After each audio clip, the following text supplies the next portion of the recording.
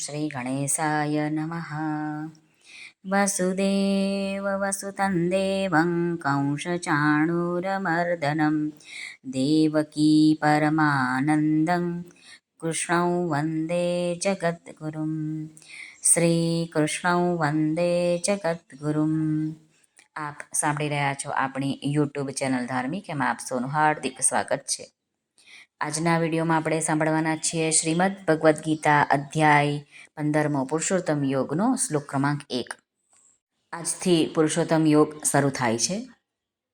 આજનો શ્લોક આપણે લઈ લઈએ, પછી ભાષાંતર અને ગુજરાતી વિવેચન સાધક સંજીવનીના માધ્યમથી સમજીએ. ઓમ શ્રી પરમાત્મને નમઃ. શ્રીમદ ભગવદ્ ગીતા અથ પંચદશોऽધ્યાયः. શ્રીભગવાનુવાચ ઊર્ધ્વમૂલમધः શાખम् અશ્વત્થં પ્રાહુરવ્યયम् છન્દાંસि યસ્ય પર્ણાनि યસ્तं વેદ સ વેદવિत्. શ્રી ભગવાન અર્જુનને કહે છે, જેનું આદિ પુરુષ પરમેશ્વર રૂપી ઉર્ધ્વમૂળ છે. ઉર્ધ્વમૂળનો અર્થ આપણે અહીં સમજીએ. આ સંસાર વૃક્ષની ઉત્પત્તિ અને તેનો વિસ્તાર આદિ પુરુષ નારાયણથી જ થયો છે. એ આદિ પુરુષ પરમેશ્વર નિત્ય, અનંત અને સૌના આધાર છે, તથા સગુણ રૂપે સૌથી ઉપર નિત્યધામમાં નિવાસ કરે છે, માટે ઉર્ધ્વ નામે કહેવાયા છે. આ સંસાર વૃક્ષ એ જ માયાપતિ સર્વશક્તિમાન પરમેશ્વરથી ઉદ્ભવ્યું છે, માટે એને ઉર્ધ્વમૂળ એટલે કે ઉપરની તરફ જેનું મૂળ છે એમ કહ્યું છે. હવે ભગવાન કહે છે કે જેની નીચે રહેલી બ્રહ્મારૂપી મુખ્ય શાખા છે. આનો અર્થ આપણે સમજીએ થોડોક ઊંડાણપૂર્વક. સંસાર વૃક્ષના જન્મ વખતે સૌ પહેલાં બ્રહ્મા ઉદ્ભવે છે. શ્રી નારાયણે પોતાની નાભીમાંથી કમળ અને કમળમાંથી બ્રહ્માને ઉત્પન્ન કર્યા, માટે બ્રહ્મા જ આની મુખ્ય શાખા છે. બ્રહ્માનો લોક આદિપુરુષ નારાયણના નિત્યધામ કરતાં નીચે છે, તેમજ બ્રહ્માજીનો અધિકાર પણ ભગવાન કરતાં ઓછો છે. બ્રહ્મા એ આદિપુરુષ નારાયણથી જ જન્મ્યા હોવાને લીધે અને એમના જ શાસનમાં રહેવાને કારણે એમને અધઃ શાખમ રૂપે ભગવાને વર્ણવ્યા છે. આગળ ભગવાન કહે છે કે વેદો જેના પાંદડાઓ છે, તો એનું આપણે ઊંડાણપૂર્વક સમજીએ. પાંદડાઓ વૃક્ષની શાખામાંથી જન્મતા હોય છે, તથા વૃક્ષની રક્ષા અને વિકાસ કરનારા હોય છે. વેદો પણ આ સંસારરૂપી વૃક્ષની મુખ્ય શાખારૂપી બ્રહ્માથી પ્રગટ્યા છે, અને વેદ વિહિત કર્મોથી જ સંસારનો વિકાસ અને રક્ષા થાય છે, માટે વેદોને પાંદડાઓ કહ્યા છે. આગળ ભગવાન કહે છે કે એવા આ સંસારરૂપી અશ્વત્થ વૃક્ષને, અશ્વત્થ વૃક્ષ એટલે કે પીપળાનું વૃક્ષ, તત્વજ્ઞાનીઓ અવિનાશી કહે છે. હવે અવિનાશી કેમ કહે છે તત્વજ્ઞાનીઓ, એનું આપણે સમજીએ.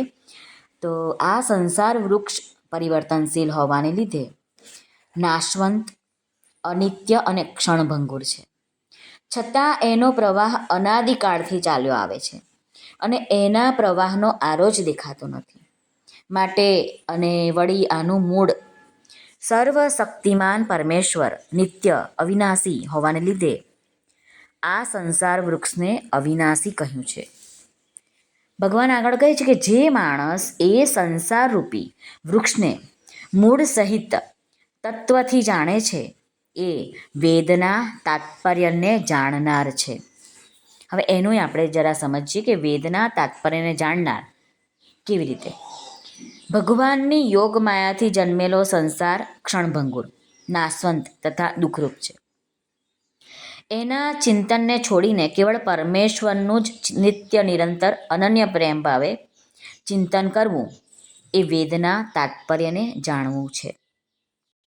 જગત, જીવ અને પરમાત્મા ત્રણેય વાસુદેવ રૂપ જ છે. વાસુદેવ જ સર્વમ, એનું જ અહીં વૃક્ષના રૂપથી ભગવાને વર્ણન કર્યું છે.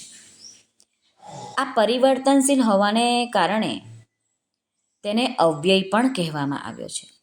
અવ્યયનો અર્થ એ છે કે સંસારમાં નિત્ય નિરંતર પરિવર્તન હોવા છતાં પણ કંઈ વ્યય એટલે કે ઓછું થતું નથી, અંત થતો નથી. જેમ કે સમુદ્રમાં કેટલીય લહેરો ઉઠતી દેખાય, ભરતી ઓટ આવે, પરંતુ એનું પાણી એટલું ને એટલું જ રહે છે, ઓછું વધારે થતું નથી. એ જ પ્રમાણે નિત્ય નિરંતર પરિવર્તન દેખાવા છતાં સંસાર અવ્યય જ રહે છે. કારણ કે પરિવર્તનરૂપ સંસાર પણ પરમાત્માની શક્તિ, અપરા પ્રકૃતિનું જ કાર્ય હોવાથી પરમાત્માનું જ સ્વરૂપ છે. સદસચ્ચાહ મર્જુનમ. પરિવર્તન થનારી અપરા પ્રકૃતિ પણ પરમાત્માનું જ સ્વરૂપ છે અને અપરિવર્તનરૂપ પરા પ્રકૃતિ જ લહેરો છે. જેમ ઉપરથી લહેરો દેખાવા છતાં પણ સમુદ્રની અંદર જ કોઈ લહેર નથી હોતી, તેમ સંસાર રૂપથી અવ્યય નથી, પરંતુ ભગવદ રૂપથી અવ્યય છે. સંસાર રૂપે ભગવાનની જ ઝલક દેખાય છે.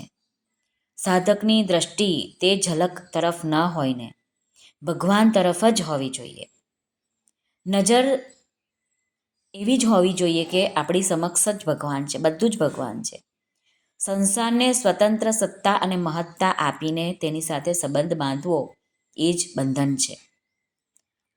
ભગવાન કહે છે કે જે આ સંસાર સાથે સંબંધ બાંધશે તેનો સંબંધ જન્મ મરણ સાથે રહેશે.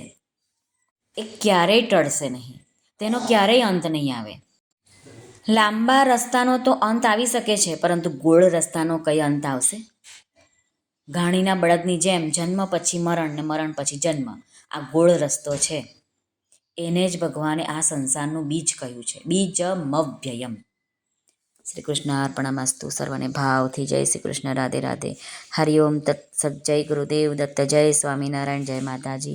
નમઃ પાર્વતે પતે. હર હર મહાદેવ. હર સિદ્ધેશ્વર મહાદેવની જય. આજ્ઞાનંદની જય. સર્વનું કલ્યાણ થાઓ, સર્વનું કલ્યાણ થાઓ, સર્વનું કલ્યાણ.